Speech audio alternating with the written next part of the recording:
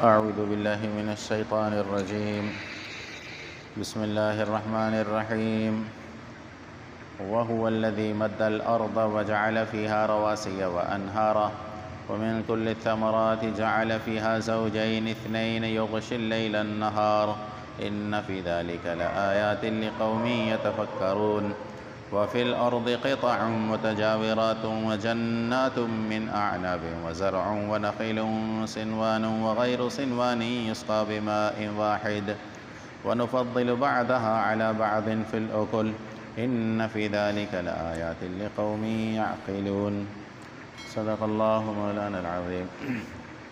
عزیزان گرامی، سورہ رعد کی کچھ آیات کا خلاصہ آپ حضرات کو پہلے سنایا گیا تھا. آگے کی کچھ آیات آج بیان ہوں گی.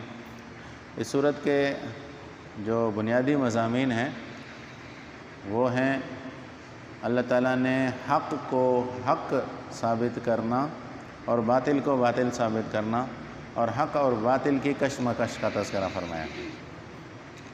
حق اور باطل کی کشمکش صدیوں سے چلی ہوئی آ رہی ہے، اس کا بھی تذکرہ ہے، اور حق چیزیں، حق کیا ہے اس کو بیان فرمایا.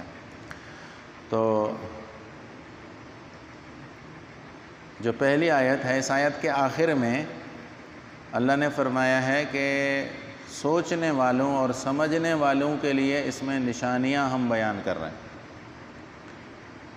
عقل مند ان نشانیوں سے ہی سبق حاصل کر سکتا ہے.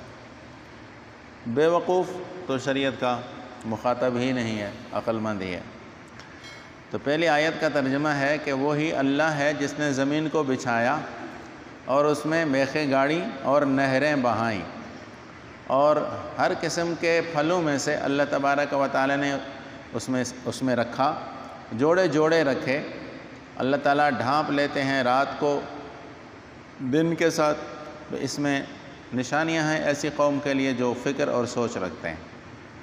زمین کو بچھایا، زمین میں میخیں لگائیں، نہریں بہائیں، اور ہر قسم کے پھل زمین میں رکھے اور جوڑے جوڑے رکھے. رات اور دن بھی جوڑا ہے ایک قسم کا، ایک دوسرے کو ڈھانپ لیتے ہیں. یہ نشانیاں ہیں. اس میں سب سے پہلے تو آسمانوں کے بارے میں گزشتہ مجلس میں بیان ہوا تھا، اور اس مجلس میں زمین کے بچھانے کا تذکرہ ہے. اور یہ بھی بتایا گیا تھا کہ بعض لوگ زمین کے گول ہونے کے قائل ہیں. اب یہ اختلاف سائنس کا ہے. سائنس حضرات کچھ جو نا کیا کہتے ہیں، تحقیقات ان کی اپنی اپنی ہوتی ہیں، لیکن یہاں لفظ قرآن پاک نے جو کیا وہ بچھانے کا ذکر کیا کہ اللہ نے زمین کو بچھایا ہے.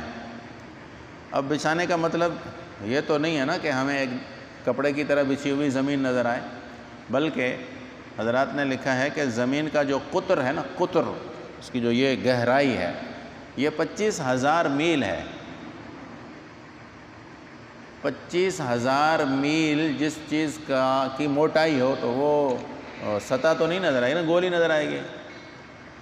اس لیے نظر آنے والوں کو اگر گول نظر آ رہی ہے تو بھی کوئی اس میں خرابی نہیں ہے، کیونکہ اس کا قطر بہت گہرا ہے. اس کی گہرائی جو ہے وہ 25,000 میل ہے. تو وہ اس لیے دیکھنے والوں کو سطح نہیں نظر آتی، بلکہ کہتے ہیں گول ہے، کیونکہ بہت نیچے بھی تو ہے نا.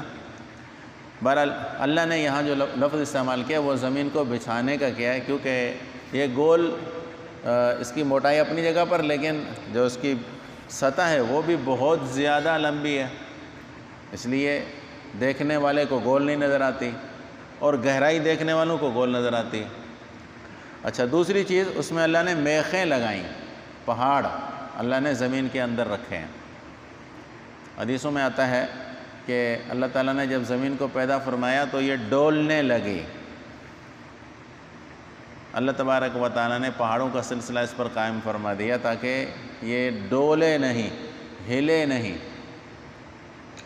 اور پہاڑوں کو میخوں کے ساتھ تعبیر کیا گیا. جو لوگ دنیا گھوم کر دیکھتے ہیں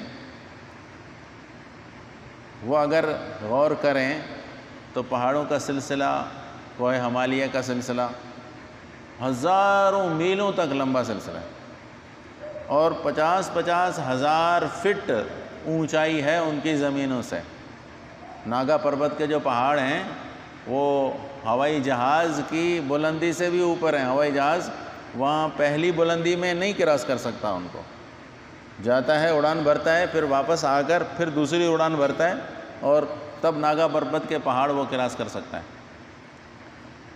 تو اللہ نے اتنے بڑے بڑے اونچے پہاڑ رکھے ہیں، لیکن ان پہاڑوں کی حیثیت زمین کے مقابلے میں، مینار کے مقابلے میں ایک جو کے برابر بھی نہیں ہے. زمین اتنی بڑی ہے کہ وہ پہاڑ جو ہیں وہ ایک مینار کے جڑ میں آپ ایک جو رکھ دیں، کیا حیثیت ہے اس کی. لیکن ہاں اگر پہاڑ کے پاس کھڑا ہو کر آدمی دیکھے تو بہت اونچے اونچے لمبے پہاڑ نظر آتے ہیں، اور لمبے لمبے سلسلے، ہزاروں میلوں تک پہاڑوں کا سلسلہ ہے. اور پھر اس میں نہریں بھی رکھی ہیں اللہ نے.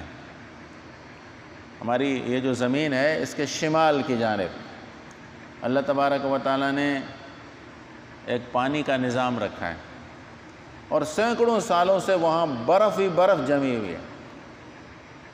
کب کی برف جمنا شروع ہوئی ہے اس کا کسی کو پتہ نہیں ہے، اور وہ برف پہاڑوں کے ذریعے ہی دنیا کے اس کنارے تک پہنچتی ہے، زمین کے اس کنارے تک پہنچتی ہے. زیر زمین بھی اللہ نے نہریں بہائی ہیں، کہیں کہیں وہ چشمے کی شکل میں ابل بھی آتا ہے پانی، اور کہیں زمین کی سطح پر بھی اللہ نے نہریں بہائی ہیں اور وہ چلتی رہتی ہیں. اور پھر فرمایا کہ ہر قسم کے پھل بھی اللہ نے زمین کے اندر رکھے ہیں.